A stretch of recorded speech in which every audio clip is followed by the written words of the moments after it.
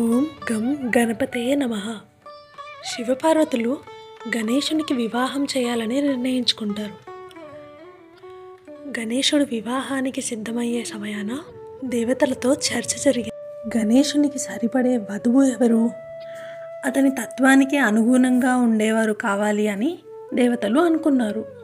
అప్పుడు బ్రహ్మదేవుడు అంటాడు, గణపతికి ధర్మపత్నిగా వచ్చేవారు సాధారణ వారు కాదు, వారు అతని తత్వానికి ప్రతిరూపాల వలె ఉండాలి అనుకుంటారు. అప్పుడు బ్రహ్మదేవుడు తన తపస్సుతో ఇద్దరు దేవతల్ని సృష్టిస్తాడు. ఒకరికి పేరు సిద్ధి, విజయానికి ప్రతీక, మరొకరికి బుద్ధి, జ్ఞానానికి ప్రతీక. ఈ ఇద్దరు గణపతికి ధర్మపత్నులు అవుతారు. గణపతిని పూజించిన వారికి జ్ఞానంతో పాటు విజయం కూడా లభించాలి అని గణపతి ఆశీర్వదిస్తాడు. గణపతితో సిద్ధి బుద్ధుల కలయిక దివ్య సిద్ధిగా మారింది. ఆయన వైభవం, జీవితం మరింత సంపూర్ణంగా మారింది. గణపతికి బుద్ధి జ్ఞాన మార్గాన్ని చూపిస్తారు, సిద్ధి ప్రతి కార్యానికి విజయాన్ని అందిస్తారు.